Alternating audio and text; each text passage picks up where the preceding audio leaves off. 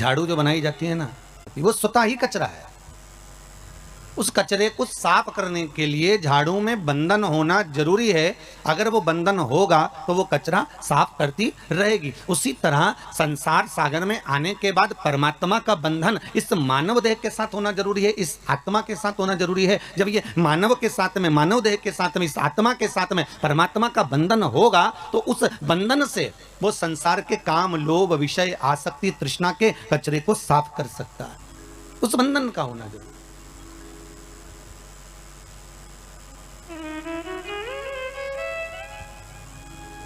और यदि मानव का देह मिलने के बाद भी हम उस परमात्मा से नहीं बंधे, उस परमात्मा से हमारा बंधन हो ही नहीं पाया, उस परमात्मा से हम एकाग्रचित्त हो ही ना पाए, तो फिर उसका कोई सुख नहीं है, उसका कोई आनंद नहीं है।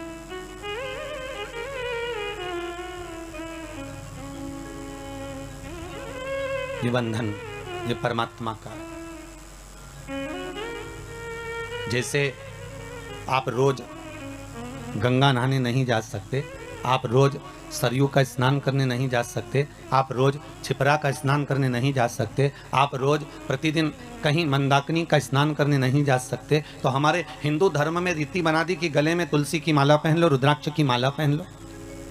तो क्या तुलसी और रुद्राक्ष पहनने से होगा क्या? तो हमारे यहाँ शास्त्र वर्णन करता है कि हम गले में जब तुलसी की माला धारण करते हैं, हम गले में जब रुद्राक्ष की माला धारण करते हैं, एक लोटा भरा हुआ पानी भी अगर हमने अपने शरीर पर डाला तो वो तुलसी और रुद्राक्ष से होकर जब इस श्री विग्रह पर, जब इस शरीर पर जाता है, वो पानी तुलसी का लगा हुआ, रुद्राक्ष का लगा हुआ जल जब इस शरीर पर जाएगा तो हमें गंगा, यमुना, सरयू, सरस्वती सबके स्नान का पुण्य एक साथ प्राप्त हो जाएगा। मात्र उस जल का स्पर्श हो जाने पर, तुलसी के जल का, रुद्राक्ष के जल का मात्र अपने ऊपर सींचन ही हो जाने पर वो फल की अनुभूति हो जाती है, वो फल प्राप्त हो जाता है।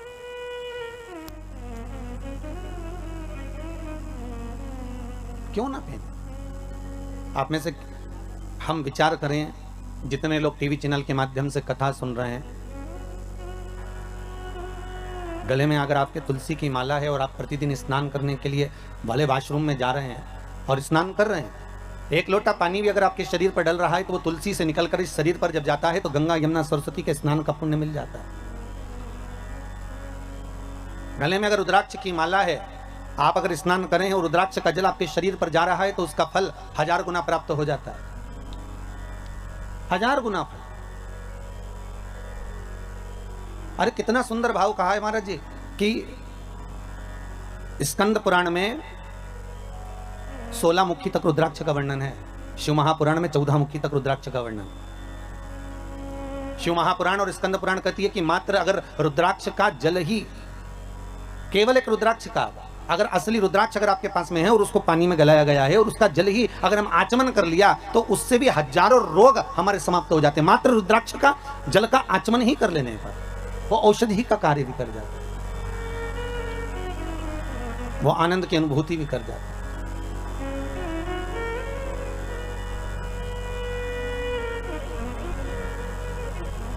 शिव पुराण कहती है, शिव महापुराण वर्णन करती है कि ब्रह्मदेव, भगवान ब्रह्मा भगवान शिव के पास जाकर कहते हैं कि अब इस सृष्टि का जो निर्माण है, इस सृष्टि का जो निर्माण मुझे करना है, उसमें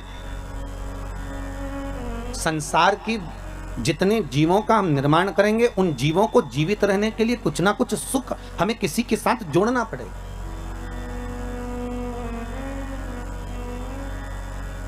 और जब तक हम इन सुख को जोड़ेंगे नहीं तब तक वो जीवित नहीं। जैसे मछली को बनाया तो सबसे पहले जल से पूछा गया, हे जल नारायण आप बताओ, हम मछली बना रहे हैं, आप इसको साथ दोगे? आपको जीवित रखना पड़ेगा इसको। तो जल ने कहा क्यों नहीं, अगर ये मछली जब तक पानी में रहेगी, जब तक जल के अंदर रहेगी, तब तक ये मछली जीवित रहेगी। अगर ये जल में है, अगर ये जल में विराजमान, तब तक ये जीवित। बस इससे निवेदन केवल इतना है कि ये मछली जल से दूर ना जाए। मेरा संग अगर इसके पास में है, मेरा साथ अगर इससे जुड़ा हुआ है, तो ये फिर मरने वाली नहीं है, ये पक्का। ठीक है, मछली से कहा आपको जल के अंदर रहना पड़ेगा, जल का संग मत छोड़ना, तो आप जीवित रहोगी। मछली ने कहा ठीक। फिर वृक्षों को देखा, क्योंकि 84 लाख योनियों में 20 लाख योनि तो ये वृक्ष पेड़ पौधों की है।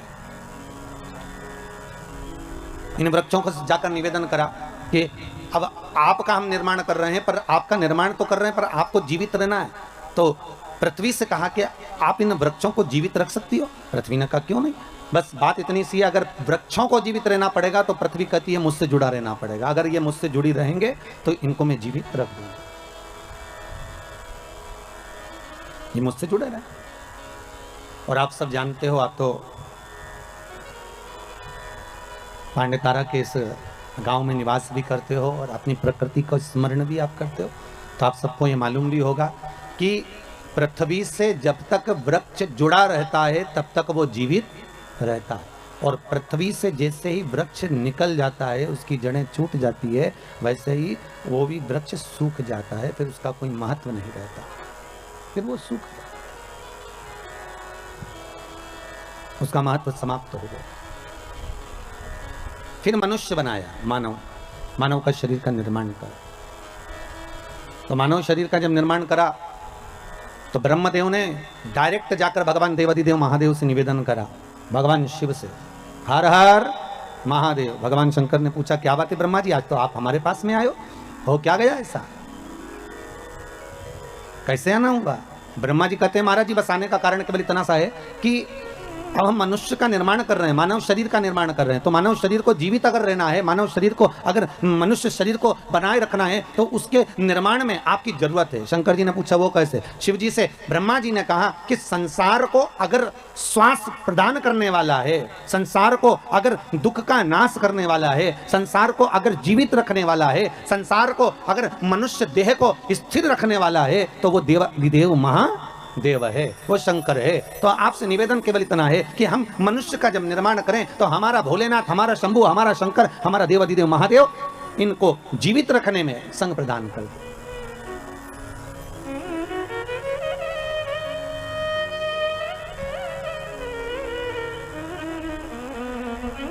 इनको जीवित रखना है। अगर मनुष्य को जीवन दान दिया है तो ब्रह्मा जी कहते हैं कि शंकर आप ही दे सकते हो। फिर वही वाली बात आ गई, महाराज जी बहुत ध्यान से सुनना। सबसे कठोर धातु लोहा, लोहे की तलवार बनती है, लोहे की गुप्ती बनती है, लोहे का फरसा बनता है, लोहे की बंदूक बनती है। सबसे कठोर धातु है लोहा। लोहा यह विचार करता है कि अगर मैं चाहूं तो संसार को नष्ट कर दूं, मैं चाहूं तो किसी को भी मार सकता हूं। पर लोहे को जब अहंकार आ गया तो लोहे के सामने अग्नि आकर खड़ी हो गई, और अग्नि ने कहा तो चिंता मत कर, तुझसे ज्यादा कठोर मैं हूं, मैं कभी भी तुझे गला सकती हूं। और लोहे को अग्नि गला देती है।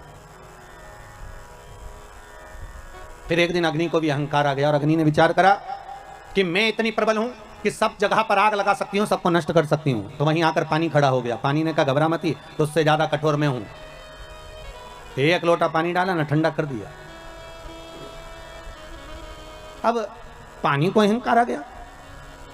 पानी को लगा कि मैं सबसे ज्यादा कठोर, कहीं पर भी तहलका मचा सकता हूं, हर किसी को नष्ट कर सकता हूं, किसी को भी डुबा सकता हूं, किसी के भी घर बस्ती को मैं पानी में ले जा सकता हूं। तो पानी के भीतर अहंकार था, वहीं पर आकर मनुष्य खड़ा हो गया। मनुष्य ने कहा चिंता मत कर, एक लोटा पानी भरा, वहीं खड़े खड़े डकार गया। ले अब देखिए, लोहे से ज्यादा कठोर अग्नि, अग्नि से ज्यादा कठोर पानी, पानी से ज्यादा कठोर मनुष्य। और मनुष्य ने विचार करा कि मैं सर्वस्व हूं, मेरे बराबर कोई नहीं हो सकता। अहंकार में जब मानव डूब गया तो मनुष्य को बीमारी निकल गई। बीमारी ऐसी लग गई, बीमारी ने कहा तुझसे ज्यादा कठोर मैं तुझे पूरा निगल सकती हूँ। एक बीमारी मनुष्य के शरीर में लगती है और वह अच्छे अच्छे सूरमा को भी निकल जाती है। पर बीमारी ने विचार करा कि मेरे बराबर कोई नहीं हो सकता, मैं अच्छे अच्छे को निकल गई, अच्छे अच्छे सूरमा को भी निकल गई। तो बीमारी ने जब अहंकार करा, उतने समय में स्वयं कालों का काल महाकाल आकर खड़ा हो गया और बीमारी को ही निकल गया। क्योंकि अकाल मृत्यु वो मरे जो काम करे चंडाल का, और काल उसका क्या बिगाड़े जो भक्त हो महाकाल का। भगवान शंकर की अगर आराधना कर रहे हो, शिव की उपासना कर रहे हो, शंकर की भक्ति में अगर डूबे हुए हो, शिव आराधना में डूबे हुए हो, अगर शंकर के अनुमोदन में डूबे हुए हो, तो यह पक्का है कि काल भी आपको कुछ बिगाड़ नहीं सकता। काल भी नहीं बिगाड़ सकता। बस थोड़ा जागरूक हो। आया है, अब लोग कहते हैं गुरुजी कोरोना महामारी आई है, बड़ी विचित्र आई है। बिल्कुल आई है। ये कोरोना वायरस आया है गुरुदेव, बहुत बर्बाद कर रहा है। गांव की गांव, नगर की नगर, शहर की शहर। देखो आप महाराष्ट्र की स्थिति,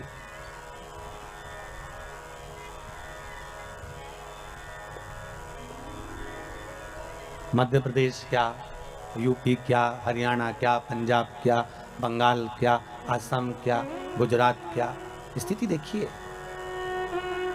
कितनी विचित्र, इतनी कोरोना महामारी फैली हुई है गुरुदेव, भय सा लगने लगा है।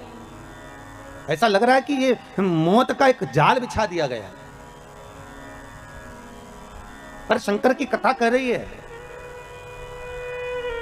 जैसे तुलसीदास जी महाराज ने चौपाई लिखी कि सिया राम मैं सब जग जानी, करो प्रणाम जोर जुग पानी, और तुलसीदास जी एक जगह जाने लगे, एक छोटा सा बच्चा दौड़ कर आया और दौड़ कर आकर कहता, बाबा उधर मत जाना, बिल्कुल मत जाना उधर। तो तुलसीदास जी ने पूछा क्यों? बाबा उधर से एक बेल आ रहा है और वो आपको मार देगा, उधर मत जाना। छोटा बच्चा दौड़ कर आकर कहता है, बाबा उधर मत जाइए, बाबा उधर मत पहुंचे। तुलसीदास जी ने कहा, बेटा तू मुझे जानता नहीं है, तुझे ये मालूम नहीं है क्या कि मैंने चौपाई लिखी है कि सिया राम मैं सब जग जानी, करो प्रणाम जोर जुग पानी। क्या तुझे ये मालूम नहीं है कि मैंने इस संपूर्ण संसार में, ब्रह्मांड में, विश्व में भगवान का दर्शन करा है, राम को देखा है, हर जगह पर मैं राम का दीदार करता हूं। तो अगर बेल मुझे मारने आएगा तो उसमें भी तो राम ही होगा, तो बेल मुझे मार नहीं सकता बेटा।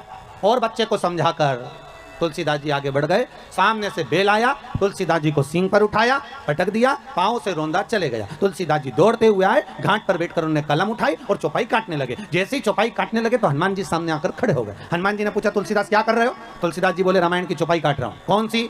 सिया राम मैं सब जगह जानी, मैंने सब में राम देखा, हर एक में मैंने राम का दर्शन करा, इसलिए उस चौपाई को मैं काट रहा हूं। क्यों काट रहे हो? कि जब मैंने सब जगह राम को देखा, बेल में भी राम देखा, तो बेल ने मुझे क्यों मारा?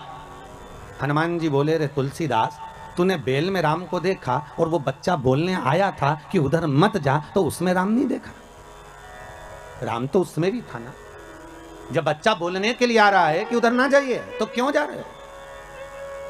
कई लोग कहते हैं भगवान नहीं आ रहा बचाने के लिए, क्या शंकर नहीं आ रहा बचाने के लिए? कई लोग कहते हैं भगवान गुरुदेव तुम्हारा शिव कहां गया, तुम्हारा भगवान कहां गया, तुम्हारा प्रभु कहां गया, कहां गए वो राम और कृष्ण, कहां गए शंकर, कहां गए वो देवता? हम कहते हैं कि बार बार आकर कभी प्रधानमंत्री जी, कभी मुख्यमंत्री जी, कभी कलेक्टर, कभी डीएसपी, कभी एसडीएम, कभी डॉक्टर, कभी पुलिस वाले बार बार तुम्हारे सामने आकर कह रहे हैं कि मुंह पर मास्क लगाओ, सैनिटाइज का प्रयोग करो, हाथ को बार बार धो, सोशल डिस्टेंसिंग बना कर रखो। तो भगवान का ही तो रूप रखकर आकर बोल रहे हैं कि मत आप बाहर निकलो। उसके बाद भी तुम सारा नियम तोड़कर वही तुलसीदास जी जैसे कि बेल के सामने चले जा रहे हो, उस कोरोना महामारी में चले जा रहे हो। तो भगवान क्या करेगा? तुम खुद ही आगे बढ़कर ये कार्य करोगे और बाद में भगवान को दोष दो। तो भगवान को दोष क्यों लगे?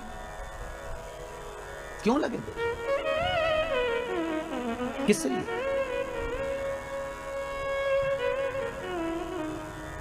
बस निवेदन इतना है, भय मत खाइए,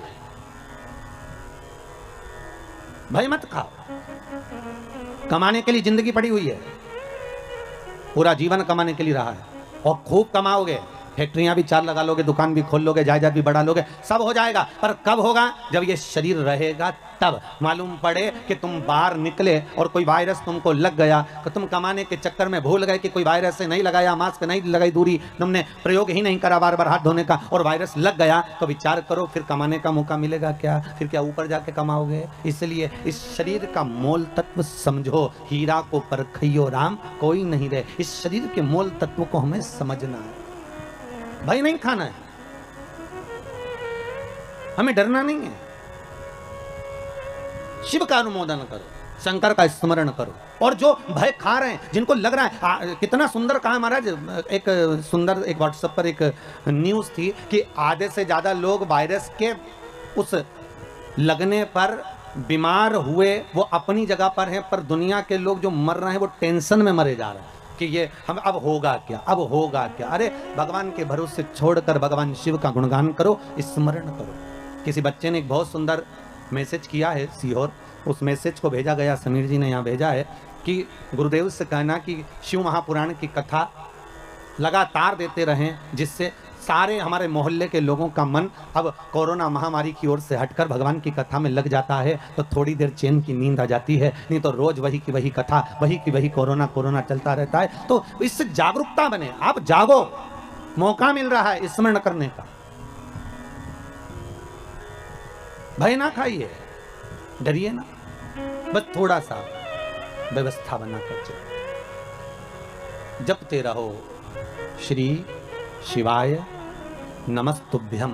जम के बोलिए श्री शिवाय नमस्तुभ्यम। फिर एक बार बोलिए श्री शिवाय नमस्तुभ्यम। ये शंकर का मूल मंत्र है, या ओम नमः शिवाय जपिए पंचाक्षर मंत्र है, या मर्जी पड़े आपकी तो महामृत्युंजय का अनुष्ठान कर लीजिए, स्मरण कर लीजिए, पर कहीं मत जाओ, अपने घर में बैठकर भगवत स्मरण में डूबे रहो। शिव कथा कह ब्रह्मा जी कह रहे हैं भगवान शंकर से, शिव से निवेदन करना, हे भोलेनाथ, हे शंभु, संसार के लोगों को आपको जीवित रखना है, संसार के लोगों को आपको जीवित रखना है भोलेनाथ। शिव जी ने कहा ठीक है, अगर आप कह रहे हो कि संसार के लोगों को मुझे रखना है तो मना नहीं है। पृथ्वी से कहा वृक्षों को आप जीवित रखना, जल से कहा मछली को आप जीवित रखना, जल ने कहा मछली मेरा संग रहेगी तो जीवित रहेगी, पृथ्वी कहती है वृक्ष मेरा साथ रहेंगे तो जीवित रहेंगे। शंकर जी कहते हैं संसार का मनुष्य मेरा भजन करता रहेगा तो जीवित रहेगा, अगर मुझसे वंचित हो गया, छूट गया तो उसकी कोई जवाबदारी, उसकी कोई गारंटी नहीं। वंचित अगर है तो उसका कोई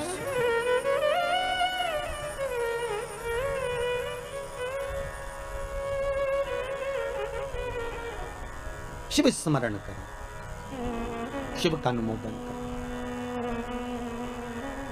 भगवान शिव कह रहे हैं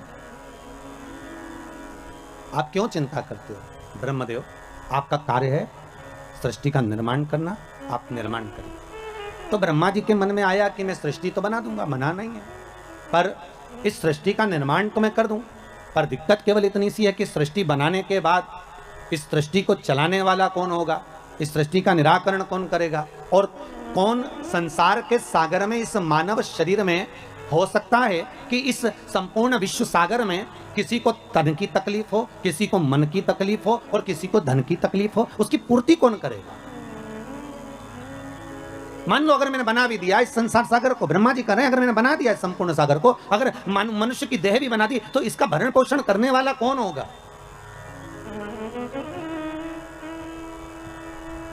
शिव कह रहे हैं ब्रह्मा आप केवल निर्माण करिए, बाकी का सब शिव कह रहे हैं कि मेरे ऊपर छोड़ दी, आप मेरे ऊपर छोड़ दो। ब्रह्मा जी भगवान शंकर से विनती कर कर गए और भगवान शंकर भगवान विष्णु के पास में गए। भगवान विष्णु ने देखा कि आज शंकर स्वयं आए, स्वयं शिव। हमेशा भगवान शिव के पास में भगवान विष्णु पहुंचते थे, हमेशा। और आज स्वयं त्रिकालदर्शी शंकर भगवान विष्णु के यहाँ, तो भगवान विष्णु उठकर खड़े हो गए कि भोलेनाथ आए हैं, आइए प्रभु पधारो, आपका आगमन हुआ है नाथ। भगवान शंकर जैसे ही सामने पहुंचे तो भगवान विष्णु ने लक्ष्मी जी से कहा, लक्ष्मी संपूर्ण कार्य को छोड़ दीजिए और संपूर्ण कार्य छोड़कर आज भगवान देवाधिदेव महादेव आए हैं, उनके आदर में लग जाइए। बड़ी मुश्किल से आए लक्ष्मी जी। सबसे पहले अगर कहीं गई तो माता लक्ष्मी ने, जैसे भगवान विष्णु ने कहा कि इनका आदर करो, सम्मान करो, सत्कार करो, तो लक्ष्मी जी अगर सबसे पहले अगर कहीं गई तो माता पार्वती के पास गई और जगत जननी जगदम्बा पार्वती जी ने पूछ लिया, लक्ष्मी कैसे आना हुआ, क्या बात है, तुम्हारे आने का कारण क्या है, तुम क्यों आई हो। लक्ष्मी जी बोली, पार्वती आज भगवान भूत भावन भूतेश्वर भगवान शंकर, आज त्रिलोकी का नाथ त्रिकालदर्शी कैलाशी अविनाशी शिव बैकुंठ में आए हैं। पार्वती जी बोली कि शंकर और बैकुंठ,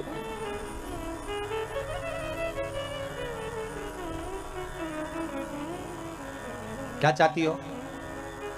लक्ष्मी जी बोली बस चाहना क्या है, आपसे निवेदन केवल इतना है कि आप ऐसा कोई उपाय बता दो जिससे शंकर जी प्रसन्न हो जाएं, और मैं उनका आदर करना चाहती हूँ, सम्मान करना चाहती हूँ, सत्कार करना चाहती हूँ, शंकर को रिझाऊं कैसे मैं, बस इतना बता दो और कुछ नहीं।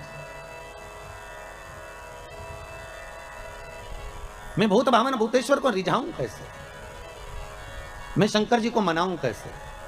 बस इतना पता। पार्वती जी के मुख से निकल गया कि एक लोटा पानी भर लो और शंकर जी पे उंडेल दो, शिव जी पे चढ़ा दो, बस शंकर तो राजी हो जाएंगे। इससे ज्यादा शंकर को चाहिए क्या?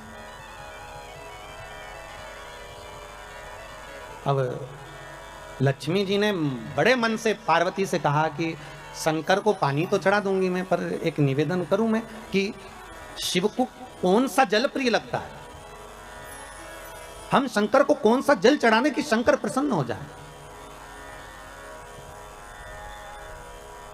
पार्वती, तुम्हारे घर में अगर कोई अच्छा जल रखा हो ना तो एक पात्र भरकर हमको दे दीजिए, तो हम शिव जी को चढ़ा देंगे। और शिव महापुराण की कथा बार बार कहती है कि मंदिर जाओ तो मंदिर का लोटा उठाकर मंदिर का ही पानी भरकर मंदिर के ही शंकर को मत चढ़ाओ।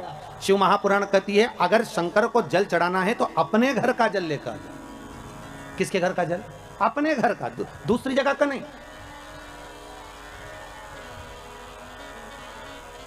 आपके द्वारा लाया गया, आपके द्वारा लेकर गया हुआ जल।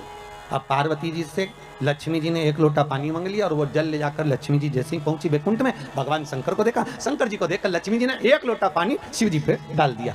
शंकर भगवान, अब अभी तो भगवान विष्णु को बोलना था हर हर महादेव, शंकर भगवान खुद बोल दिया हर हर महादेव। तो जैसे ही बोले हर हर महादेव तो भगवान विष्णु समझ गए जरूर कुछ गड़बड़ हो गई हो। तो भगवान विष्णु ने पूछ लिया भोलेनाथ जी से, प्रभु क्या बात है, आप हर हर महादेव बोल दिए। शंकर भगवान बोले बात इतनी सी है कि बताओ पानी भी हमारे घर का लेके आइए, जो चढ़ा रही है वो पानी भी हमारे घर का।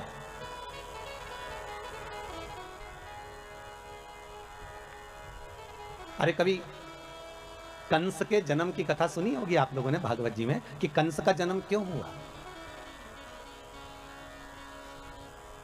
इतने अच्छे राजा के घर में, जिसके घर में सब धर्मात्मा थे, उसके घर में कंस जैसा बेटा कैसे पैदा हो गया सा? उसका कारण केवल इतना सा था, ये कंस कौन था? पूर्व समय में कुबेर के दरवाजे का द्वारपाल। और कुबेर क्या करता था कि रोज इस द्वारपाल से कहता था कि मैं शंकर जी की पूजन करने जा रहा हूं तो मुझे फूल ला कर दे दे। और ये द्वारपाल जाता था और बगीचे में जाकर और फूल तोड़ के ले आता था और फूल तोड़ के लाता और कुबेर को दे देता। कुबेर जी शंकर जी को चढ़ा देते। तो शंकर जी को चढ़ाते तो ये जो द्वारपाल था ये जिसके बगीचे से फूल लाता था, ना तो बगीचे के मालिक से पूछता था, ना बगीचे के सेवक से पूछता था, ना पेड़ से पूछता था, ना वृक्ष से पूछता था, ना डाली से पूछता था, और फूल तोड़े और लेकर आया और भगवान को चढ़वा दिए। बस इसलिए तो यहां शास्त्र कह रहा है भले फूल लाकर उसने दिए, शंकर जी को भले चढ़े, पर गलती एक कर दी कि जिसके पेड़ थे, जिसके वृक्ष थे, जिसका पौधा था, ना तो माली से पूछा, ना पौधे से पूछा, ना वृक्ष से पूछा, अर्थात फूल की चोरी कर कर भगवान को समर्पित करवाता था। इसलिए इसका कंस का जन्म हुआ। कारण केवल इतना सा था कि अगर हम भगवान को अगर एक फूल भी चढ़ा रहे हैं, हम भगवान को अगर रिझा रहे हैं, तो भगवान को अगर फूल भी चढ़ा रहे हैं तो प्रयास करना कि पड़ोसी की अगर बाउंड्री से फूल तोड़कर ला रहे हो तो पहले पड़ोसी से पूछो क्या हम फूल लेकर चले जाएं, क्या हम फूल ले आए। बघेल परिवार से भी निवेदन है, ध्यान रखना 7 दिन कथा चले, बेलपत्री भी अगर तोड़ कर ला रहे हो तो पहले जिसके घर में पेड़ लगा है उससे पूछो कि हमें ये बेलपत्री ले जाएं, हमें शिव पुराण पर चढ़ाना है, हम क्या फूल तोड़ लें, हमें पूजन के लिए चाहिए माता रानी के लिए या शंकर जी की पूजन के लिए चाहिए, हम दुर्वा तोड़ लें। या तो अपने बगीचे में लगा हो, अपने खेत में लगा हो, अपने गार्डन में लगा हो, अपने फार्म हाउस पर लगा हो तो तुम प्रेम से तोड़ लो, कोई मना नहीं, क्योंकि वो तुम्हारा है। पर अगर किसी दूसरे के यहाँ से लेकर आ रहे हो तो पहले हमें पूछना पड़ेगा क्या हम आपकी ये वस्तु लेकर चले जाएं।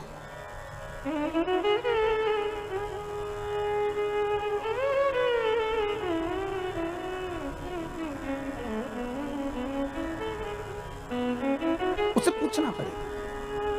अब ऐसे तो एक माताजी की चप्पल खो गई और माताजी ने कहा गुरुजी हम तो तुम्हारी कथा सुनने आए थे और हमारी चप्पल चोरी चली गई। मैंने कहा अच्छा है, भगवान ने कृपा कर दी, तेरे वैसे ही समय बेकार चल रहा था, तेरा शनि राहु केतु दूसरा ले गया, अच्छा हुआ, भगवान ने बड़ी कृपा करी तेरे ऊपर।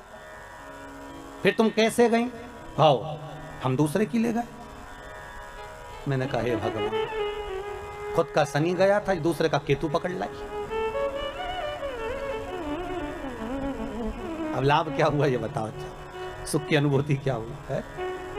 हमें नहीं चाहिए। हम अगर भगवान को रिझा रहे हैं ना महाराज, तो शिव महापुराण की कथा कहती है अगर भगवान को रिझा रहे हो तुम्हारे पास में कुछ है तो ठीक है, नहीं है तो ठीक है। शंकर को एक लोटा पानी हो तो चढ़ा दो, घर का हो तो चढ़ा दो, अगर पानी भी नहीं है तो शिव को रिझाने के लिए 3 बार ताली बजा दो, चल जाएगा। इतना भी नहीं है तो बेलपत्र चढ़ा दो। बेलपत्र भी नहीं है तो शंकर पे चढ़ी हुई बेलपत्र उठाकर धोकर वापिस शंकर को चढ़ा दो। और बेलपत्री भी नहीं है तो शंकर को प्रणाम कर लो। इतना भी नहीं कर सकते कि मंदिर के अंदर भी नहीं जा सकते तो मंदिर के दरवाजे को प्रणाम कर लो। मंदिर के दरवाजे को भी प्रणाम नहीं कर सकते तो मंदिर के शिखर को प्रणाम कर लो। शिखर दर्शनम सर्व पाप नाशनम। बस इतना भी कर लिया और ये भी नहीं कर सकते तो शिव महापुराण की कथा कहती है भूल से भी शंकर के मंदिर के सामने से निकल कर चले जाओ तो भी शंकर करुणा कर देता है, तो भी शिव कृपा कर देता है। मात्र निकल कर जाने पर भी शिव की करुणा, शिव की कृपा हो जाती है। मात्र उसके दरवाजे के सम्मुख से निकल कर चलेगा वही सुख हो गया। भगवान शिव की कथा कहती है शंकर को जो तुम्हारे पास में है शिव को उस वस्तु से रिझाने का प्रयास करो। शंकर को बाहर से कुछ लाकर देने की जरूरत नहीं है। करो मंत्र जाप, करो नाम जाप। अरे भाई घर में धन होगा तो चोरों की नजर जरूर होगी, अगर सुंदरता होगी तो लुच्चों की नजर जरूर होगी, और अगर हृदय में भक्ति होगी तो भगवान की नजर जरूर होगी। ये पक्का, भगवान की दृष्टि आप पर पड़ी रहेगी। अगर आप भगवान का भजन कर रहे हो तो, आप शिव का स्मरण कर रहे हो तो, आप शंकर का अनुमोदन कर रहे हो, आप भगवान भक्ति का नाम जाप कर रहे हो तो भगवान की दृष्टि पड़ी हुई। करो भजन बस। भगवान शिव ने जैसे कहा हर हर महादेव, भगवान विष्णु समझ गए जरूर कुछ बात हो गई है महाराज। हर हर महादेव शंकर जी बोले मतलब भगत बोले चल जाए, पर भगवान बोले तो नहीं चले हो। और आज तो भगवान खुद बोल रहे हैं हर हर महादेव। तो भगवान विष्णु ने पूछ लिया, अब मन में बात रह भी नहीं चाहिए, रख के करो क्या। एक गुरु के सामने, माता पिता के सामने, घर के बुजुर्गों के सामने, घर के बड़े के सामने अपने दिल की बात कह देना चाहिए। और अगर किसी से नहीं कहो ना तो गुरु से तो कह दो, या अपने जो इष्ट हैं, अपन जिनको मानते हैं, अपन जिसको पूजते हैं उसके सामने कह दो। भागवत का मूल मंत्र है ओम नमो भगवते वासुदेवाय, और शिव महापुराण का मूल मंत्र है श्री शिवाय नमस्तुभ्यम। हम बार बार लोगों से कहते हैं अगर दुख आया है ना, तकलीफ आई है ना, कष्ट आया, माना ये कोरोना जैसा वायरस आ गया, कई लोगों के प्राण छूटे जा रहे हैं, उनसे निवेदन है इस मंत्र को मत छोड़ो, आप जपते रहो साहब, आप जपते रहिए। आप जितना स्मरण करोगे इस मंत्र का, अरे विचार करो, राजा श्वेत के प्राण लेने के लिए यमराजा गया और राजा श्वेत को नहीं मालूम कि मेरी मृत्यु अभी लिखी है। 21,600 श्वास में से कौन सी श्वास आखिरी है ये किसको मालूम है साहब, किसको मालूम। कौन सा दान, कौन सा पुण्य, कौन सा भजन, कौन सा संकीर्तन, कौन सा मंत्र जाप हमारे कब काम आ जाए ये किसी को नहीं मालूम। एक राजा के मन में आया कि मैं राजा हूं पर मुझे ये नहीं मालूम कि मरने के बाद होता क्या है, मेरे को जानना है कि मरने के बाद क्या होता है। तो राजा ने अपने मंत्रियों को बुलाया कि तुम मरो और हमें खबर दो। तो मंत्री ने सोचा बताओ मर जाएंगे तो खबर कौन देगा, नहीं हमें मालूम करना है कि मरने के बाद क्या होता है, हमें तो उसकी खबर चाहिए। अब नगर में एक बहुत कंजूस व्यक्ति रहता था, उसने सोचा पैसा खूब मिलेगा, राजा बोल रहा है मुंह मांगा धन दिया जाएगा जो ये बता दे कि कब्र के अंदर मरने के बाद क्या होता है, अंदर कब्र के अंदर मरने के बाद क्या होता है। तो उस कंजूस ने सोचा एक काम करते हैं, पैसे के चक्कर में पैसा तो मिल जाएगा ना, एक काम करते हैं राजा से कह देते हैं कि मुझे कब्र में दफना दो, जैसे एक मुर्दे को लेकर जाते हैं वैसा मुझे लेकर जाओ और कब्र के अंदर मुझे दबा, ठीक है। फिर मैं आपको 7-8 दिन बाद बता दूंगा कि अंदर हुआ क्या, बस थोड़ी सी सरंग छोड़ देना उसमें से हवा अंदर आती रहे, मैं फिर 10 दिन बाद बता दूं, ठीक। राजा ने कहा कर दो। कंजूस ने सोचा मुंह मांगा धन मिलेगा। इतने में कंजूस जैसे ही जाने लगा तो एक व्यक्ति उसके सामने कटोरा लेकर खड़ा हो गया, भैया कुछ दे दे, भूख लगी है भैया कुछ दे दे। अब ये कंजूस तो कंजूस, अठन्नी नहीं दे किसी को, इतना बड़ा कंजूस। वो पीछा पकड़ लिया, उसने पांव पकड़ लिया, भैया 1 रुपया दे दे रे भैया, कुछ दे दे भैया, चवन्नी दे दे, भूख लग रही है भैया, भोजन दे दे। इसको गुस्सा आई, इसने कचरा पड़ा था, बहुत सारी पेड़ की पत्तियां पड़ी थी, सूखी पत्तियां, इसने उठा के उसके कटोरे में डाल दी, ले खा ले, और गुस्से में डालकर ये चला गया। और इसको लोग बांध बुंदा के ले गए, कब्र में दफना दिया, अंदर एक पाइप डाल दिया और उस पाइप में से बस इसको श्वास लेने के लिए छोड़ दिया। अब सब छोड़ छुड़ा के उसको दबा के चले गए। अब दबा के चले गए, एक दिन तो निकल गया, दूसरे दिन जो पाइप दिया था उसमें सांप घुसने लगा। अब जैसे सांप घुसने लगा बापड़े के प्राण छूटने लगे। भगवान पैसे के चक्कर में अच्छे मरे दादा, हम मर जाएंगे तो राजा को बताने कैसे आएंगे, और बताएंगे नहीं तो रुपया कैसे मिलेगा। अब सांप अंदर घुसे, इसके प्राण छूटे। फिर सांप अंदर जाए, इसने देखा कि सांप अंदर क्यों नहीं आ पा रहा, तो इसने देखा कि कुछ कचरा सांप को रोक रहा। सांप अंदर आ रहा और कचरा बीच में अड़ रहा, सांप फिर आ रहा, कचरा फिर अड़ रहा। 7 दिन तक ये देखता रहा कि वो कचरा सांप को अंदर नहीं आने दिया। 7 दिन बाद इसको निकाला गया, राजा के सामने खड़ा किया गया। राजा ने पूछा, बताओ क्या होता है कब्र में मरने के बाद?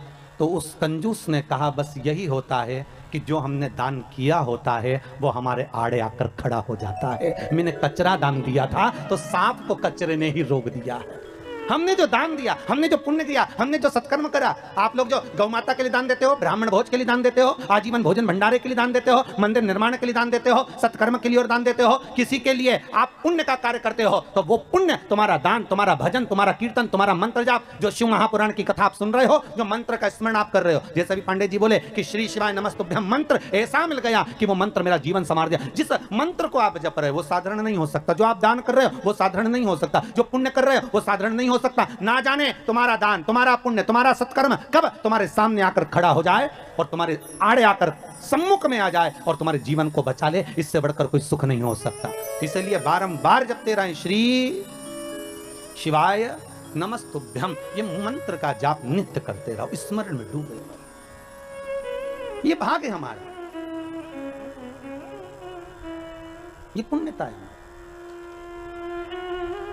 आज शंकर भगवान स्वयं करें हर हर महादेव। भगवान शिव ने जैसी हर हर महादेव बोला तो पूछ लिया कि हर हर महादेव भगवान आप बोल रहे हो। भगवान विष्णु ने पूछा कारण क्या है? भगवान बोले कारण केवल इतना सा है कि दूसरी जगह का जल लाकर चढ़ाया, लक्ष्मी अंदर से लाकर 1 लोटा पानी चढ़ाती तो मुझे सुख मिल जाता।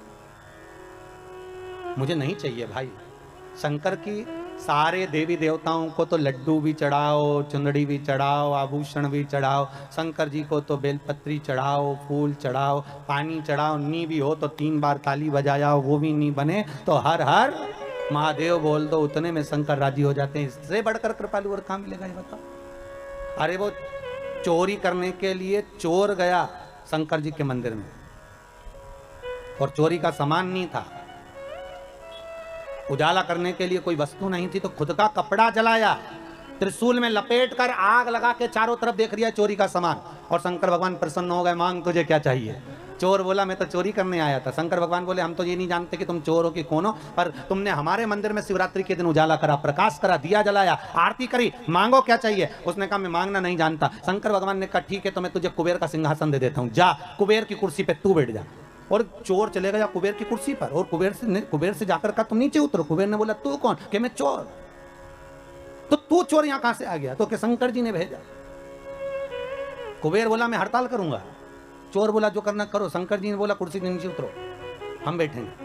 और चोर को कुबेर की कुर्सी पर बिठा दिया। कुबेर भगवान विष्णु के पास गए, नारायण नारायण। भगवान विष्णु ने पूछा क्या हो गया? शंकर भगवान के मंदिर में किसी ने रात को अपना कपड़ा जलाकर आरती उतार दी, शंकर जी ने उसको कुबेर बना दिया और मुझे नीचे उतार दी। बताओ आप हमारी कुर्सी वापस दिलाओ।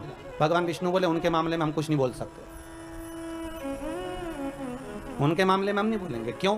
भगवान विष्णु बोले नारायण कहते हैं मैं उतना देता हूं जितना भाग्य में लिखा होता है, ब्रह्मा उतना देते हैं जितना कर्म में लिखा होता है, पर शंकर ना कर्म देखते हैं ना भाग्य देखते हैं। शंकर तो बस इतना देखते हैं कि मुझे दिल से रिझा लिया तो उन्होंने तुरंत उठाकर कुबेर बना दिया। मर्जी उनकी। कुबेर ने अपनी धर्मपत्नी से बोला सुन अपने पास में इतनी दौलत है पर आज तक कोई अपने घर में आकर देखता ही नहीं कि अपने पास कितना है। तो पत्नी ने बोला क्या करोगे? कुबेर बोला एक काम करते सबको निमंत्रण दे देते भोजन करने का। अच्छा दे दो। सारे देवी देवताओं के घर में निमंत्रण दिया है, सिगरी निमंत्रण। सिगरी निमंत्रण मतलब तुम्हारे यहाँ चूल्हा मत जलाना। सा परिवार भगवान विष्णु सा परिवार, ब्रह्मा सा परिवार, इंद्र सा परिवार, वायुदेव जलदेव सब सा परिवार, और सबको निमंत्रण दिया पर शंकर भगवान को भूल गया। जिसने कुबेर का पद दिया था उसी को भूल गया। नारद जी ने आकर कहा कुबेर जी शंकर जी को बुलाया, भूल गए, अब जाओ बुलाने। शंकर जी आ जाएंगे? अब जाएंगे तो जाओ जाओ बोलो निमंत्रण तो दो। दौड़ कर गया, हर हर महादेव। शिव जी ने पूछा क्या बात है कुबेर? कुबेर बोले महाराज जी हम सबको निमंत्रण दिया है थे, तुम्हें भूल गए थे। फिर नारद जी ने कहा तब हम आए। अब बताओ किसी को निमंत्रण देने जाओ तो ऐसा बोलना चाहिए? अगर भूल गए थे तो ये बोलना ही नहीं चाहिए कि भूल गए थे। ये बोलना था कि परिवार के लोग, घर के लोग, इसलिए अपने घर वालों को बाद में भी निमंत्रण दिया जा सकता है। पर महाराज जी ने याद दिलाई इसलिए हम कहने आ गए। अब बुरा लगेगा कि नहीं लगेगा? अरे बोलो तो, वो तो शंकर जी थे। पांडे तारा की माता होती तो पहले कहते थे, हमको तो बहुत बुरा लगा भैया, बताओ इतनी बाद में बुलाया हमको। अरे बुरा लगेगा कि नहीं लगेगा? अगर कोई तुमसे कहे कि हम तो बस भूल गए थे और तुमको बाद में बुलाने के लिए आ गए, अच्छा नहीं लगेगा। शंकर भगवान ने कहा क्या चाहते हो? आप हमारे यहाँ भोजन करने आओ। शंकर जी बोले देखो ये जो बड़ी बड़ी पार्टियां होती ना इसमें मैं नहीं जाता हो।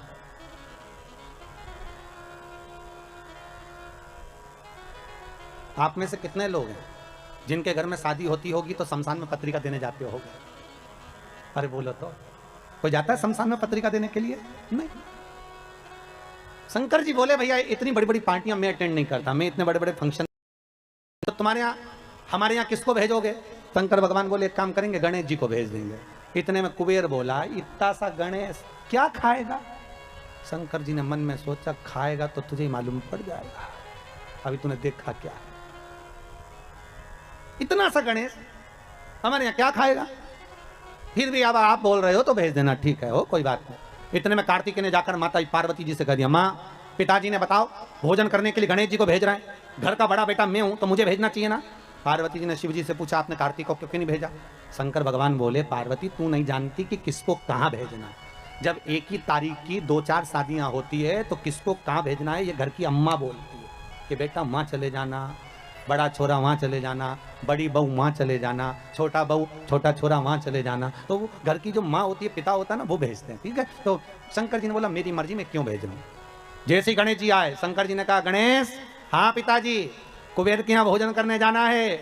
गणेश जी बोले मुझे मालूम था इसलिए 1 हफ्ते से कुछ नहीं खाया है, 1 हफ्ते से नहीं खाया। शंकर जी मन में सोचे औलाद तो हमारी, जब जाने की कहीं खुशी होती है ना तो लोगों को भूख नहीं लगती है। गणेश जी ने भी छोड़ दिया था खाना और जैसे ही शाम को 7 बजे निमंत्रण चालू होना था गणेश जी पहुंच गए 4 बजे। कितनी बजे पहुंचे? 4 बजे। और जाते ऐसी आवाज लगाए कुबेर भैया, ओ कुबेर भैया। अब कुबेर जी तो नहीं आए, कुबेर जी की पत्नी आ गई। क्या बात है? गणेश जी बोले भोजन करने आए। अच्छा। कुबेर जी की पत्नी ने कुबेर जी से कहा कि गणेश जी भोजन करने आए, तो कुबेर जी बोले अभी काय को आ गए? 4 बजे से 7 बजे भोजन है, क्या करेंगे अभी से? तो हमें नहीं मालूम पर तुम वो अभी से आ गए। तो कुबेर जी बोले काम करो कि जितने लोग जिम के जाते जाए उनको जिमा दो और जाने दो, उनको खिलाओ और जाने दो, उनको खिला दिया जाए उनको, ठीक है। गणेश जी के लिए एक चौकी लगाई और चौकी पर श्री गणेश जी महाराज को बिठा दिया। चौकी पर गणेश जी को बिठाया और जैसे ही चौकी पर गणेश जी को बिठाया गणेश जी से कहा खाओ, थाली लाकर रख दी, भोजन करना प्रारंभ करो। अब गणेश जी ने करना प्रारंभ किया तो गणेश जी कुबेर जी से पूछे भैया खाएं? हाँ खाइए। भाभी जी खाएं? हाँ हाँ खाइए। और गणेश जी ने जो खाना चालू करा 33 कोटि देवताओं का भोजन 15 मिनट में निपटा गया। 15 मिनट सब खा गया सारा। कुबेर जी की पत्नी दौड़ते हुए कुबेर जी के पास पहुंची। प्रभु प्रभु। कुबेर जी ने पूछा क्या हुआ? गणेश जी को क्या हुआ? नहीं वो उसको कुछ नहीं होने वाला, वो तो खाने में लगा है। भोजन सब समाप्त हो गया, सूखा सामान रख लिया। कुबेर के भंडार में जितना भंडार भरा था सारा की सारा ले जाके रख दिया, सब खा गया। 20 मिनट में तो सब समाप्त। और आवाज लगा के बोल रहे भाभी ले आओ। भाभी मन में सोचे चूल्हा में जा काला, अब लाए तो क्या लाए, कितना खिलाए। चूल्हे पे बना बना कर थक गए पर खाना बंद नहीं कर रहा, बड़ी आफत हो गई। भाभी ले आओ। भाभी दौड़ कर गई कुबेर जी के पास। कुबेर जी ने पूछा क्यों घबरा क्यों रही है, हुआ क्या ये तो बता। बस वो मांग रहा है, सब समाप्त हो गया। देव ऋषि नारद आकर बोले श्रीमन नारायण क्या हो गया? नारद जी जैसे ही बोले तो कुबेर जी बोले तुम्हारे कारण हुआ है, हम जा ही नहीं रहे थे निमंत्रण देने और निमंत्रण देने चले गए तो उन्हें अपने बेटे को भेज दिया और बेटा खाने में ऐसा जुटा है उठने का नाम ही नहीं ले रहा। इतने में नारद जी बोले पिताजी के पास वापस चले जा। शंकर जी के पास कुबेर जी जाकर बोले प्रभु सब खा गया वो गणेश, सब खा गया, कृपा कर दो। शंकर भगवान ने एक दुर्वा तोड़ी और दुर्वा तोड़कर तुरंत कुबेर जी को दी और कुबेर जी को देकर कहा ये गणेश जी को दे देना, ठीक है ले जा। अब कुबेर जी ने मन में सोचा खाया इतना सारा है तो एक दूबा से क्या होगा। कुबेर जी और दूबा तोड़ लिया तो दूबा का बंडल बना के ले गए और गणेश जी को दिया और गणेश जी से कहा लो पिताजी ने भेजा। और जैसे ही गणेश जी ने दूबा ली और मुख में सूंड में रखी और रखने के बाद गणेश जी खड़े होकर पेट पे हाथ फेर के बोले कल का टाइम और बता दो। कुबेर जी हाथ जोड़कर बोले जब तक कोई बुलाए नहीं तो जाना ही मत। उस दिन से गणेश जी का नियम है कि गणेश जी को लोग विराजमान भी करते हैं और गणेश जी को लोग विसर्जन भी करते हैं। विराजमान भी कर रहे हैं और विसर्जन भी। अहंकार आ जाता है व्यक्ति को, कभी कभी अभिमत्ता चरम तक पहुंच जाता है। सब मुक्त।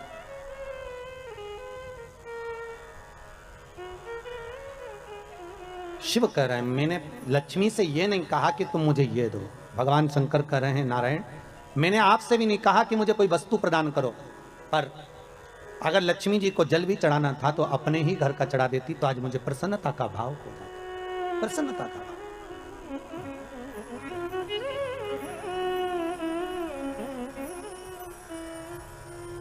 ब्रह्मदेव के कहने पर भगवान शंकर भगवान विष्णु के यहाँ गए। भगवान विष्णु ने आदर सत्कार करा। भगवान शंकर से पूछा भोलेनाथ कैसे आना हुआ है? शिव जी कहते हैं नारायण आने का कारण केवल इतना सा है कि संसार सागर में जब मनुष्य का जन्म होगा, मानव शरीर जब मिलेगा, उस मानव शरीर को अगर मान लो उसने भजन किया ना किया, उसने कीर्तन किया ना किया, उसने मंत्र जाप किया ना किया, उसने स्मरण किया ना किया, तो ऐसा कुछ करा जाए कि उस मनुष्य शरीर से आप रूप ही भगवत का भजन हो जाए, शिव नाम का स्मरण हो जाए, भगवान की भक्ति का प्रतिबिंब स्फुटित हो जाए, कुछ ऐसा किया जाए। ठीक है, तो भगवान बोले क्या कर सकते? तो भगवान विष्णु ने भगवान शिव से कहा प्रभु ये जो 21,600 श्वास मनुष्य के शरीर से निकलेगी ना, इस श्वास के अंदर आपसे निवेदन है कि आप इसमें समाहित हो जाए। बस इतना सा निवेदन है, आप इसमें बस जाए, आप इसमें समा जाए। बहुत ध्यान देना, जब तक श्वास है तब तक शरीर है। जैसे ही श्वास समाप्त हो गई शरीर नहीं रहेगा, शव बन जाएगा। क्या बन गया? शव। शरीर समाप्त।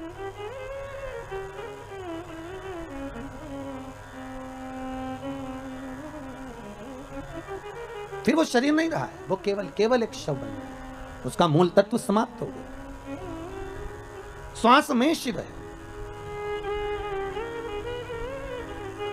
हर पल, हर घड़ी, हर क्षण, हर श्वास में शिव का धन्यवाद दिया। चंचुला देवी ने बारंबार धन्यवाद दिया, बारंबार। चंचुला देवी जिस समय पर पार्वती जी की सखी बन गई थी, चंचुला देवी पार्वती जी की सहेली जब बन गई थी चंचुला देवी, बस इतना कर्म चंचुला देवी ने जरूर करा था कि पति का साथ दिया, पति चोरी कर कर लाया, धन ला कर दिया, उसका भोग करा, पर सत्कर्म नहीं कर पाई। चंचुला कभी दान पुण्य धर्म नहीं कर पाई, अपने भोग में लगी रही, अपने भोग में। और जब अपने ही भोग में लगी रही, कोई सत्कर्म नहीं, कोई पुण्य नहीं, चंचुला ने कुछ करा ही नहीं। पर जब प्राण छूट गए,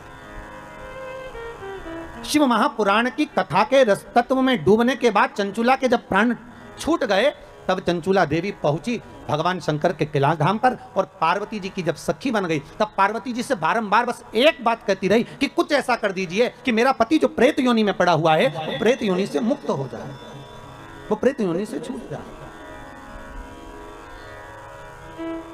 इतनी कृपा बस कर दो कि वो प्रेत योनि से मुक्त हो, प्रेत योनि से छूट जाए। ऐसी करुणा, ऐसी कृपा, ऐसी दया आप कर दीजिए। ठीक है।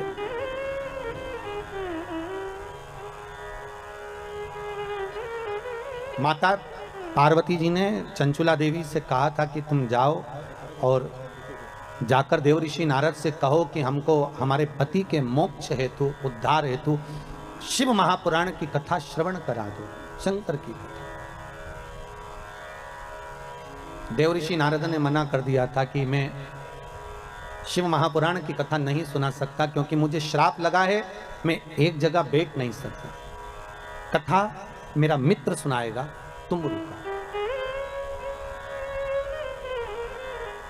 आप लोग यदि कभी साउथ में गए हो, दक्षिण में, तो दरवाजे पर, शंकर जी के मंदिर के दरवाजे पर दो मूर्ति आपको नजर आएगी, एक देवऋषि नारद की, एक तुमरुका जी की। जैसे देवऋषि नारद के हाथ में करताल है, वीणा है, उसी तरह तुमरुका जी के भी हाथ में करताल है, वीणा है। बस नारद जी और तुमरुका जी में अंतर यह है कि नारद जी का जो स्वरूप है वो मनुष्य जैसा है, और तुमरुका जी का जो मुख है वो घोड़े का लगा हुआ। कभी कभी आपने ऐसा मुंह देखा होगा, ऐसा शरीर देखा होगा कि हाथ में करताले वीणा है और मुख घोड़े का लगा हुआ, घोड़े का मुख, वो तुमरुका जी जो शंकर की कथा में नित्य डूबे रहते, नित्य शिव स्मरण में हर पल हर घड़ी हर क्षण डूबे रहते।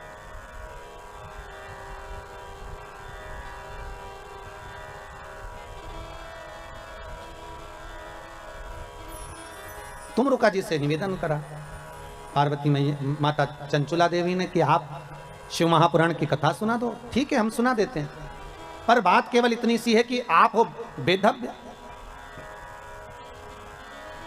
और शिव महापुराण की कथा का जजमान जो होना चाहिए वो अखंड सौभाग्यवती नारी अपने पति के साथ बैठकर शिव महापुराण की पूजन करे, बस इतना ही तो चाहिए।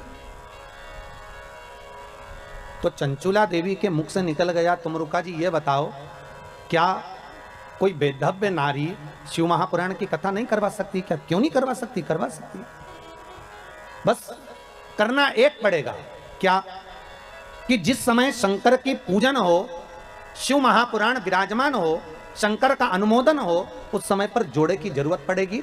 तो बेधव्य नारी भगवान शंकर से यह प्रार्थना करे कि मैं शिव की कथा को जब सुन लूं तो भोलेनाथ ऐसी कृपा करना कि मेरे प्राण अगर जाएं तो पति के लोक में जाएं, और आने वाले समय में मैं कभी बेधव्य ना हूं, अखंड सौभाग्य लेकर जाऊं, ऐसी कृपा करना, अखंड सौभाग्य लेकर।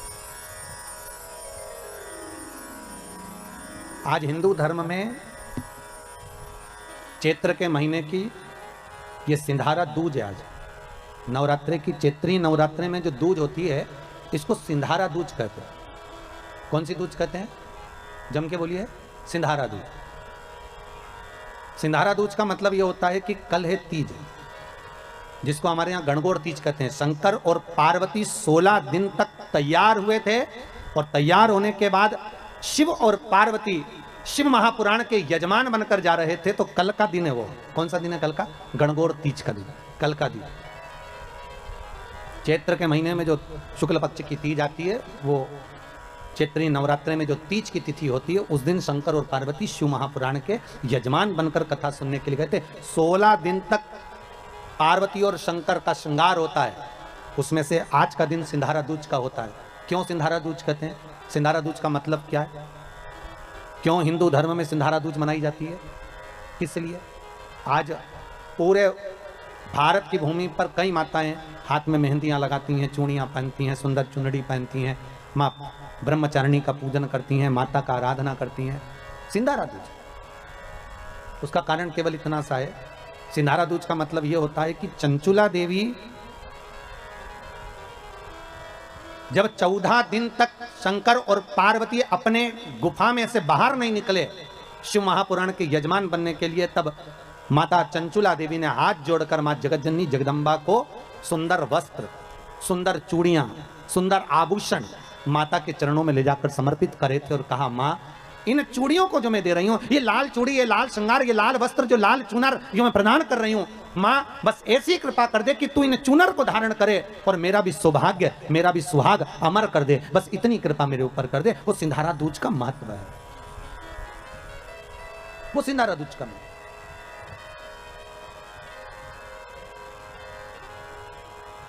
आज भारत की भूमि की सभी माताओं को सिंधारा दूज का बहुत बहुत बधाई। माता पार्वती, गणगौर महारानी, ब्रह्मचारिणी महारानी, माँ जगतजननी आपके सुहाग को अखंड सौभाग्यवती बनाए, यही भगवान से प्रार्थना। जैसे चंचुला देवी ने माता पार्वती से निवेदन करा था, आप भी एक भाव से निवेदन करें। चंचुला देवी माँ पार्वती से सिंधारा दूज के दिन निवेदन करती है कि मेरा सौभाग्य अमर कर दो, और आपके सिवा कोई नहीं कर सकती। इसलिए माता के चरणों में चूड़ी भी दी, मेहंदी भी दी, टीकी भी दी, श्रृंगार भी दिया, वस्त्र भी दिया। इसलिए सिंधारा दूज के दिन, आज के दिन सौभाग्यवती माताएं एक दूसरे को सिंधारा देती हैं। आज भी नियम है हमारा, प्रदान करो। कृपा करो मां, शिव जी कथा का रस तत्व ग्रहण करने के लिए पधारे। तुमरुका जी से जाकर निवेदन करा, तुमरुका जी हम कथा सुनना चाहते हैं। और कथा किसके लिए सुन रहे हैं तुमरुका जी? आपको मालूम है? तुमरुका जी ने पूछा, प्रभु आप कोई भी कार्य करते हो तो जग कल्याण के लिए करते हो, इसलिए मुझे उम्मीद है कि आप जो कथा सुन रहे हो वो चंचुला देवी के पति के मोक्ष के लिए सुन रहे हो। एक बात पहले भी कही, आज फिर कह रहे हैं, पानी में डूबकर मरे हुए व्यक्ति की मुक्ति नहीं होती, सर्प से डसे हुए व्यक्ति को भी मोक्ष नहीं मिलता। तीसरा, स्त्री के हाथ से, नारी के हाथ से मरे हुए व्यक्ति को भी मोक्ष नहीं मिलता। नर्मदा पुराण और लिंग पुराण, इसमें वर्णन किया गया है कि कुंवारी अवस्था में मरे हुए व्यक्ति को भी मोक्ष नहीं मिलता। जो कुंवारी अवस्था में मर गए,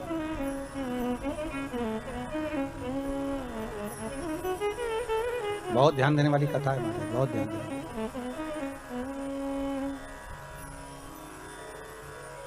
कुंवारी अवस्था में जो मर जाता है उसकी भी मुक्ति नहीं, उसका भी मोक्ष नहीं, उसकी भी गति नहीं।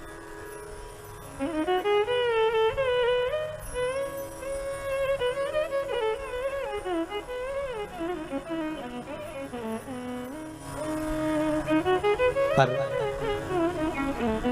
भागवत जी में आता है कि राजा परीक्षित को सर्प ने डसा था।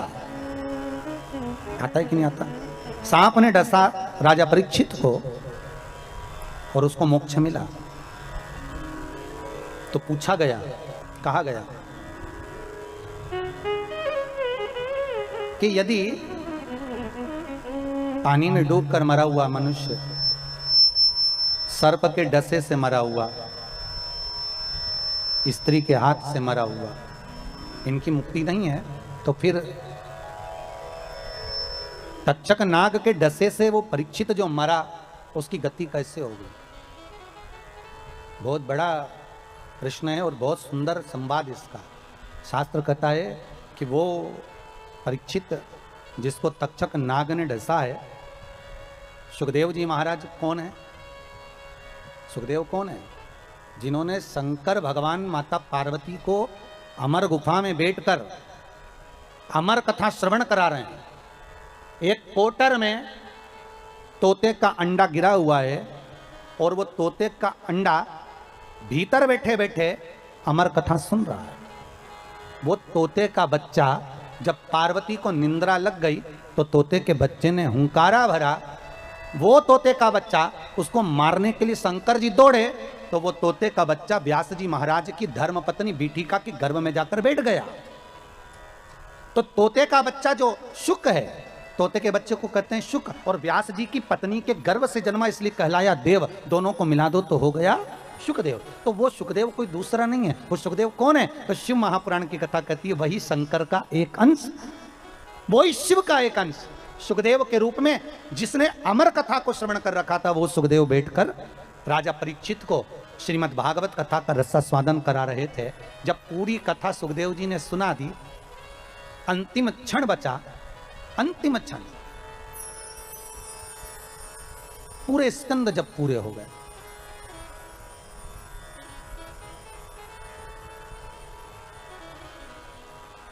श्रीमद् भागवत के जब 18,000 श्लोक पूर्ण हो गए, अंतिम क्षण में राजा को कह दिया सुखदेव जी महाराज ने कि अब सांप आने वाला है, तुझे डसेगा, 7 दिन पूरे हो रहे हैं, जल्दी से गंगा जल से मुझे तिलक कर दो, गंगा रेती का दान कर दो तो मैं चले जाऊं। तो परीक्षित ने पूछा कहां जा रहे हो? सुखदेव जी महाराज बोले अब मेरे को जाना होगा क्योंकि सांप आएगा तुझे डसेगा। तो परीक्षित कहते हैं आप गुरु हो, आपने कथा सुनाई है और सांप मुझे डसेगा तो मुझे तकलीफ नहीं होगी? सुखदेव जी महाराज कहते हैं अगर तूने कथा को सुना है और कथा रसामृत का पान किया है तो तेरी नस नस में भगवान की कथा समाई है, तो तू एक काम कर, तेरे हृदय को जो अच्छा लगे उस नाम के जाप में बैठ जा। तो परीक्षित ने प्रश्न किया, ये बताओ कि कथा भय से मुक्ति देती है ना? हाँ, तो कथा अगर भय से मुक्ति देती है तो अब मुझे सर्प के डसने का भय नहीं है, फिर क्या है?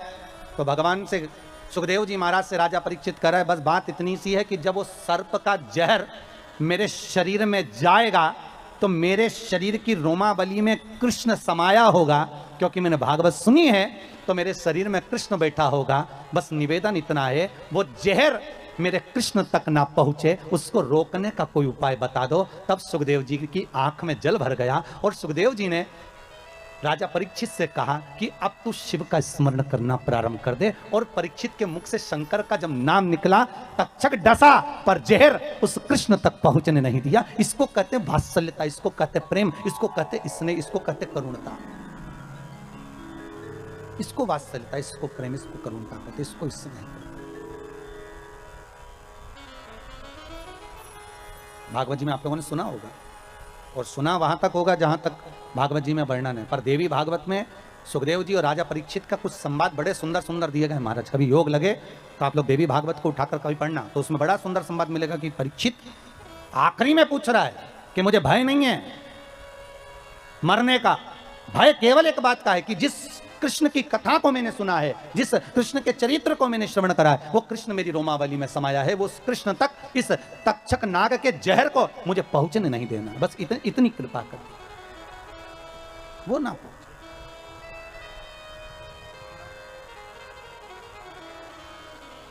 ये दया, ये करुणा आप कर दो। शिव महापुराण की कथा कहती है 3 तरह से मरे हुए व्यक्ति को मोक्ष नहीं।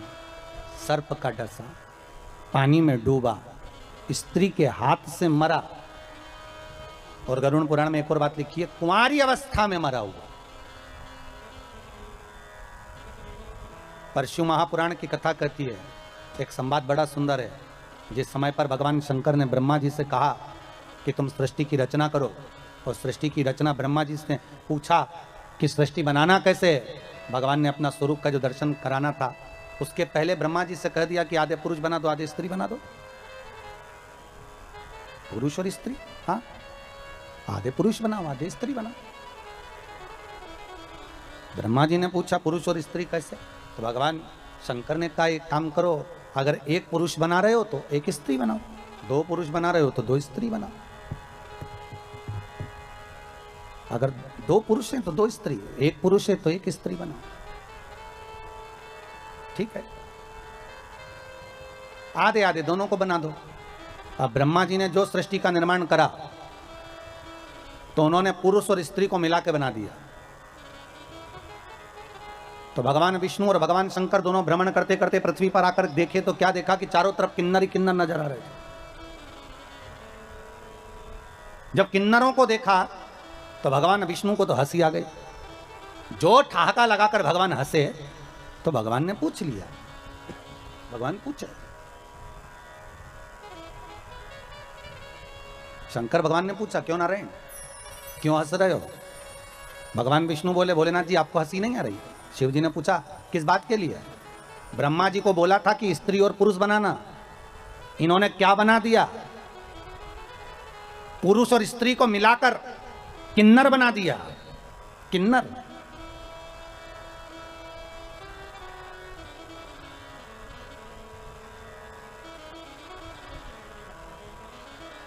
भगवान शंकर भगवान विष्णु को देखकर आंखों में जल भरकर बोले, रे नारायण, आपने ब्रह्मा की बनाई हुई सृष्टि पर हंसा है। शिव कहते हैं सुनो हे नारायण, दुर्बल व्यक्ति पर, धनहीन व्यक्ति पर, बीमार व्यक्ति पर, शरीर से अपंग व्यक्ति पर, नेत्रविहीन व्यक्ति पर, श्रवणविहीन व्यक्ति पर, मुख बधिर व्यक्ति पर, शरीर से कष्ट भोग रहे व्यक्ति पर अगर कोई व्यक्ति हंसता है, तो शंकर कहते हैं उस व्यक्ति पर जिस पर हंसा है, उस जैसा एक जन्म उस मनुष्य को लेना पड़ता है।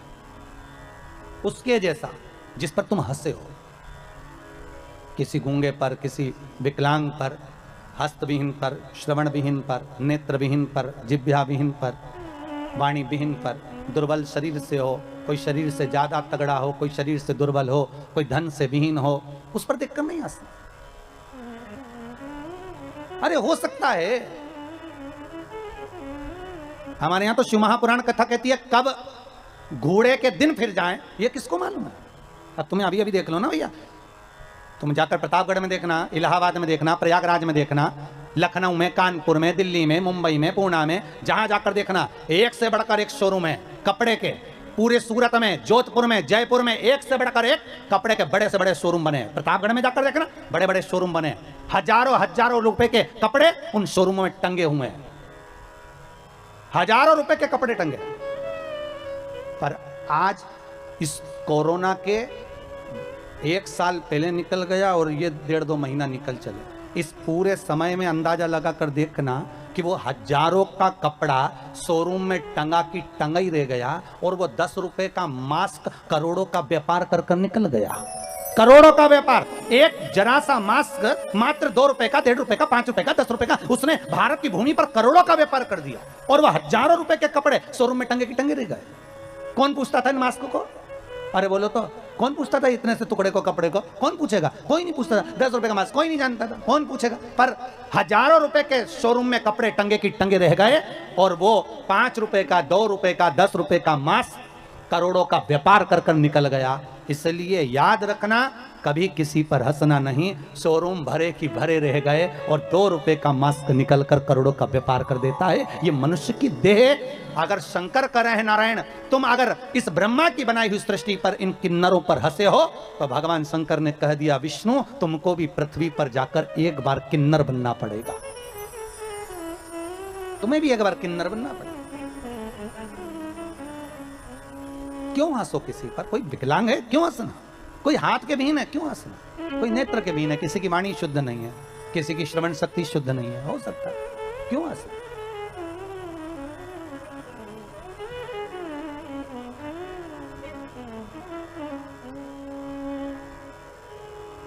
बाल्य अवस्था में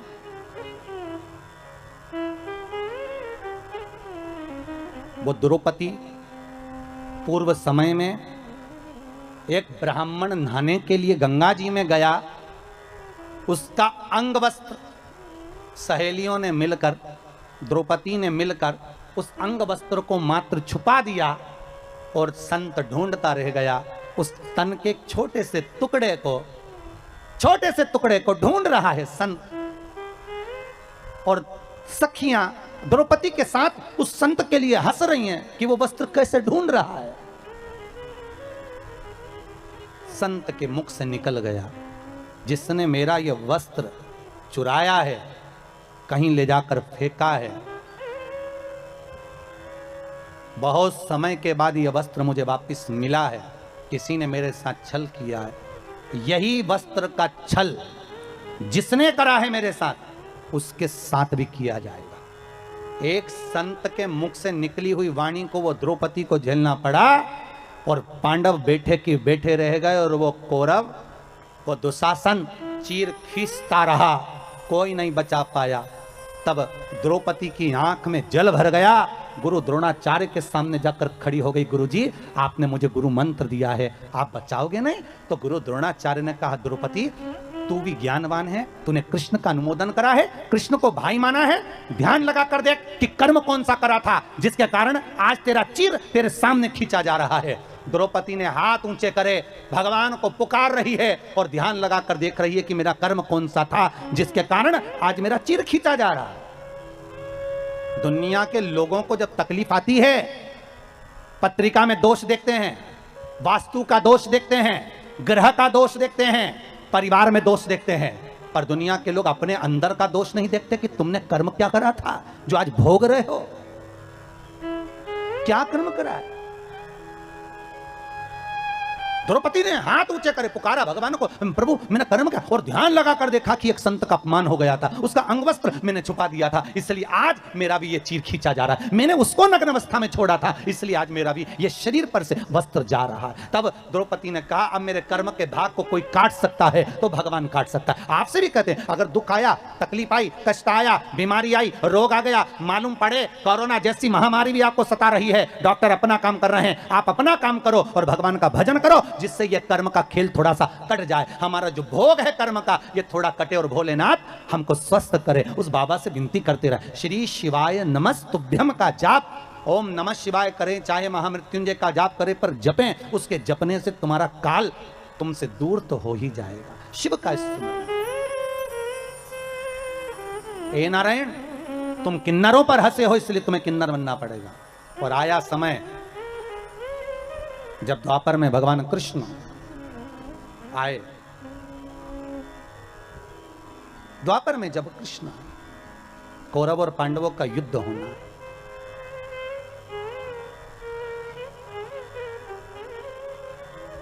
कहां पर हुआ था कौरव और पांडवों का युद्ध?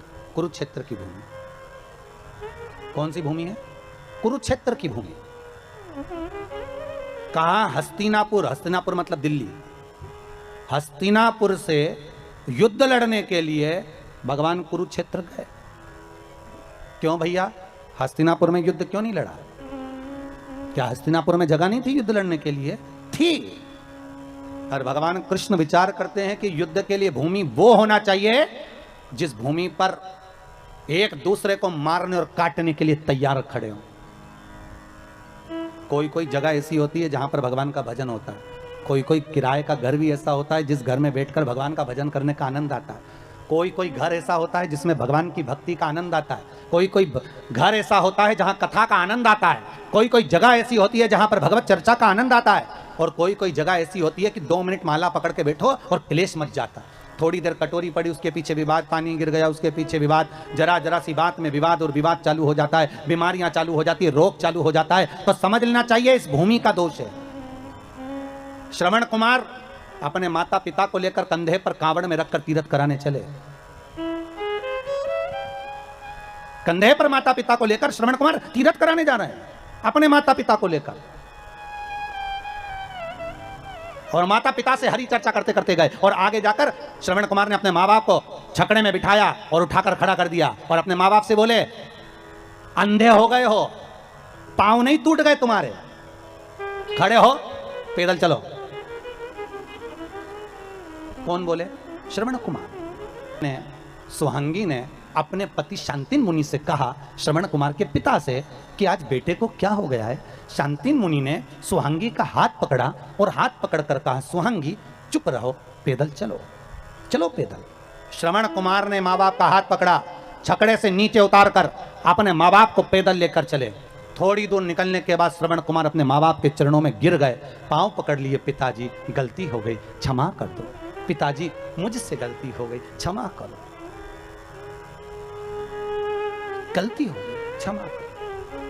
पत्नी ने पूछ लिया, सुहांगी ने शांतिन मुनि से, आखिर श्रवण कुमार ने हमारा अपमान क्यों करा, हमको पैदल चलने का क्यों बोला। शांतिन मुनि बोले, सुहांगी जिस गांव में से निकलकर हम जा रहे हैं ना, ये गांव की जो जगह है ना, ये मय दानव राक्षस की है। मय दानव राक्षस ने इस गांव की जमीन के नीचे ब्राह्मणों को मार मार कर उनके शवों को दबा दिया, उनका रक्त पीता है वो। अच्छा, ये उस मैदानों की जमीन है। इतना गुस्सा करता था मैदानव, ब्राह्मणों को नष्ट कर देता था। ये मैदानों की भूमि पर जब तक श्रवण कुमार हमें लेकर चल रहा था, उसी भूमि का प्रताप ऐसा था कि श्रवण कुमार की बुद्धि बदल गई और उसने हमसे अपशब्द कह दिया। ये भूमि का दोष होता है। किसी किसी भूमि पर भगवान का भजन हो जाता है, किसी किसी भूमि पर लोगों से पाप हो जाता है। जिस भूमि पर पाप हो रहा है, समझ लेना ये भूमि का कोई दोष है जो अच्छा काम नहीं होता। भूमि का कारण क्या हो सकता है?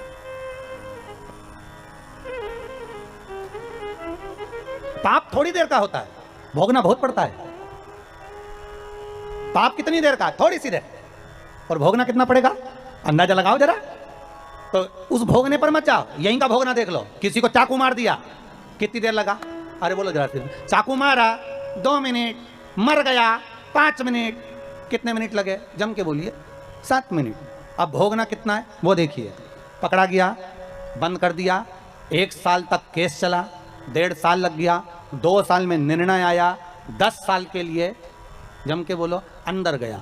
अब कितने साल लग गए? 10 तो अंदर, 2 बाहर, केस में कितने हो गए? 12। अब भोग 7 मिनट का क्रोध था, 7 मिनट में चक्कू मारकर व्यक्ति को मार दिया, पर भोगना कितना पड़ा? 12 साल। उसी तरह पृथ्वी पर मनुष्य पाप थोड़ा सा करता है, पर भोगना तो बहुत पड़ता है, क्योंकि पाप करने का समय कम होता है और भोगने का समय ज्यादा होता है। तो भोगना तो पड़ेगा, आए हो तो भोगो। पाप थोड़ी देर का है, पर भोगना ज्यादा है। इसलिए फिर निवेदन करूंगा आपसे, मत बुरे कर्म कर बंदे वरना पछताएगा, भगवान की आंखों से तू बच नहीं पाएगा, तू बच नहीं पाएगा। भोगना है तो